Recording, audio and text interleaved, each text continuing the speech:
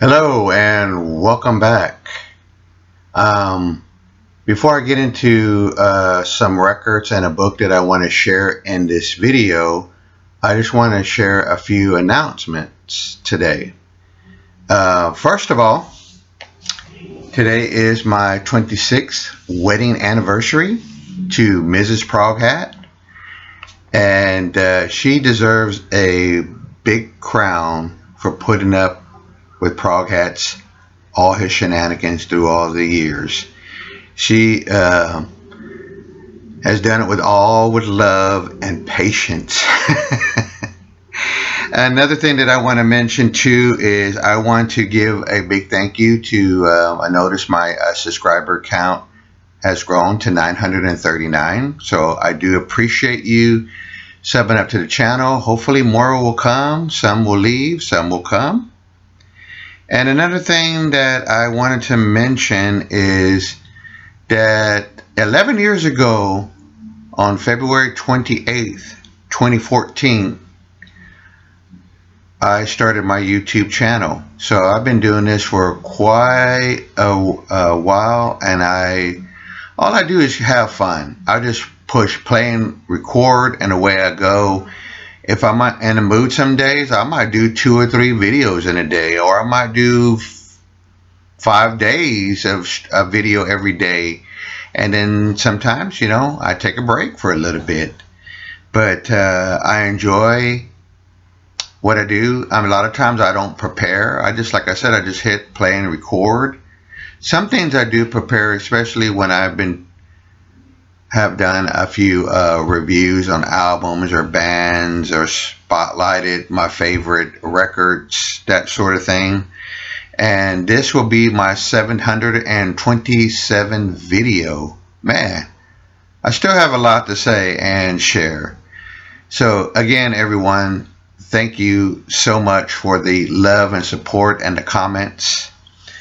And thanks for being some really true friends.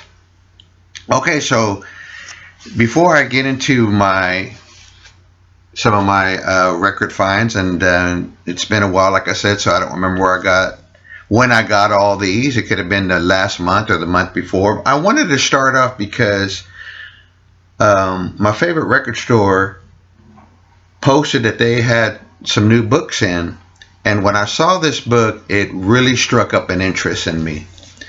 This is a Strange Celestial Road, My Time in the Sun Ra, his band, and I never been able to say that correct, Orchestrio, but it is told by Ahmad Abdullah. Hopefully I might have said that name incorrectly.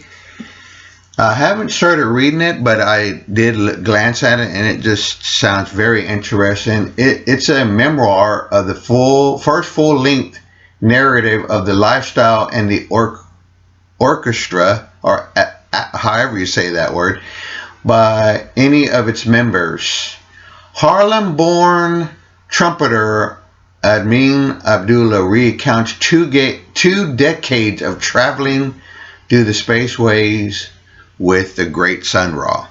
So this really sounds like an interesting book, and so I am glad to have it, and I'm going to read it here, start reading it pretty soon. I'm trying to get to the part where there's some really few. I'll just show some of the pictures in it. So really can't wait to get into that book. While I was there at that time, I said, you know what? I'm going to grab an album and add to my Sun Ra collection. And now, I don't know why I did what I did a long time ago, but that's just a different story. So, here is my first Sun Ra album. And it's the Astro Black album, which I believe was released on the Impulse label back in 1973. It's free jazz. It's space age. It's a really good, iconic album pressed on this really purple vinyl. Now his catalog is vast. It's like, where do I begin? So the route that I've taken is I'm getting the reissues of the ones that are put out by this Modern Harmonic. So I'm starting there. And I might be going further, and then I might be going back. But this album is really, really good. My favorite side is side 2, The Cosmic Fire. And of course, we got like this Dark Side of the Moon kind of look. But this is so good. I really enjoyed Space is the Place, the movie. And I noticed my record store has that box set. So I might get that next. I'm not sure where my travel may lead me. Next, I picked up Post Bop. There's a really good Wayne Shorter documentary on Prime. I forget the name of it. It's really, really good. I really enjoyed it, and I'll probably again watch it again over and over. So I picked up his 1964 album, 4th release on Blue Note, Night Dreamer. And really such a good sounding record. I mean, each player is in a perfect position the way they, what do you want to call it, remastered? Yeah. The sound from the original analog tapes, they say. It's a really good sounding record. My favorite is the arrangement he does for the Oriental folk song is really good. I love this cover. It's kind of, what do you call it, in a way, space-like. In the documentary, they talk about Wayne Shorter's love for comics and that he used to draw. And, you know, I don't know how long he could have been drawing all the way up to the time of his passing. But he was really into, you know, stuff like that, cosmic, other worlds type. It's really neat documentary to watch. And so here's the back of the album cover. Don't understand the part where it says Lee Morgan, Reginald Workman, Elvin Jones, etc. Now, I'm not sure if the etc. is Mackay Tyner on piano. Who knows?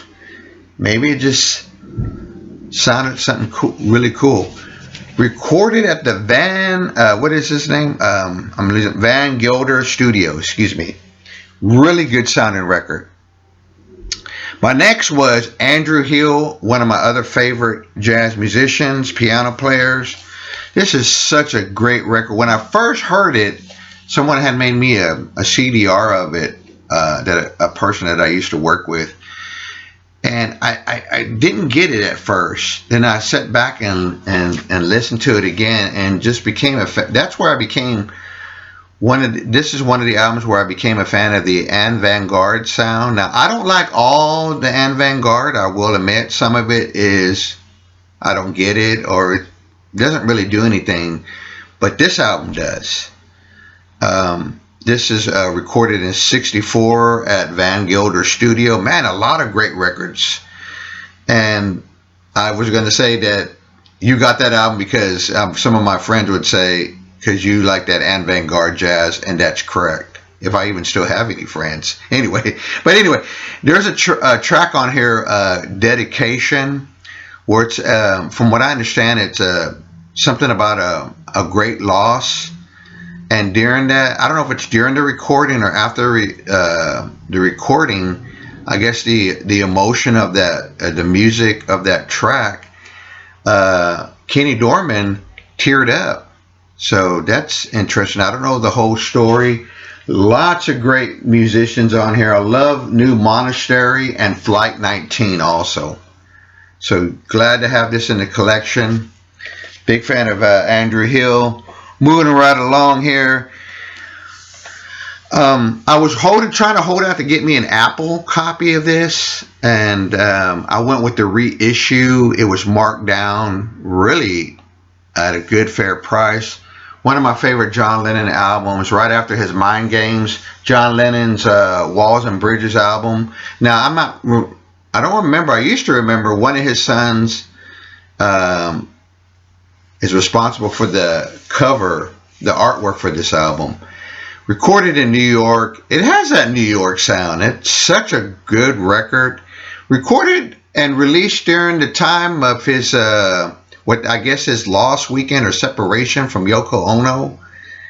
But it has some, getting back to the music, some of my favorite, which I think are some of Lennon's hidden gem songs, like Number 9 Dream, Steel and Glass, excuse me, Going Down on Love, and of course the big hit I remember hearing a lot, Whatever Gets You Through the Night, Old Dirt Road, and I Love Bless You and Scared.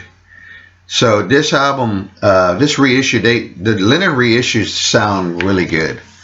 And yes, this part right here, they even replica the old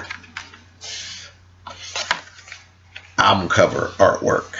Okay, my next one, Rush. Big fan of Rush. Not always, but I wonder where Rush fans were at this part of the band's discography. Did they fall away, veered off into other types of metal, other bands, stopped being Rush listeners? Some of them stopped being Rush fans and didn't like a lot of the periods of Rush, but I love being on the Rush train, and I rode it on every album. I love their discography, and I'm not just saying that to sound like I'm better than somebody or I'm saying something epic or profound. I just love the music of Rush, and I've never been disappointed.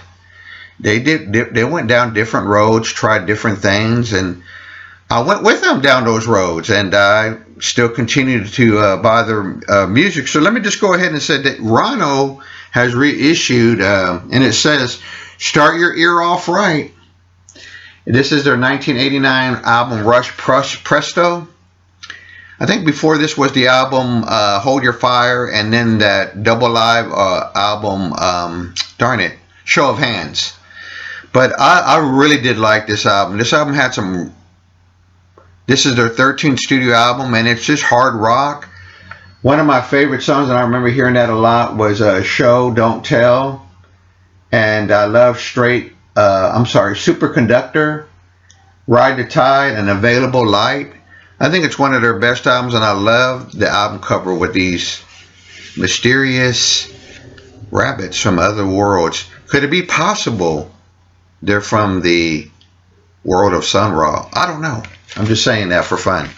But it was also the time, too, where they had a record deal with Atlantic Records. Now, they've released this one, Presto, Roll the Bones, Test for Echo, and Counterparts. And I love those records as well, too. And I had a chance to see Rush, and they did one of my favorite songs from Counterparts, and that's the song Between Sun and Moon. So, again, don't know where the side of the folks were, or the Rush fans, but hey, you know what? Everybody has the right to go veer off into whatever direction they would like to go to with the great band Rush. Now, my last pickup here that I'm going to show, last record here, I'm a big Cars fan. I love the guitar work of Elliot Easton. I love the whole band. They were just phenomenal. I love that they could have these punchy power pop, rock driven, new wave sound, and they're just, to me, were a really great band, and I love all that about them. And I love and miss Rick Ocasek. I think the man would still be in here. We might have seen the band get back together and make another album or so. I don't know. I don't know the future. But I had the single from this album for quite a while, The Cars, You Are the Girl. So I finally got one of those Rocktober reissues of, sorry about the way, it's kind of a dark, cold day here, Door to Door, which I believe is one of the last albums before they did that one album, I can't think of the name of it, came out in 2000. Love the title of this album, love the artwork, and I loved a lot of the songs on this record. I thought it was a very underrated album. Came out in 1987.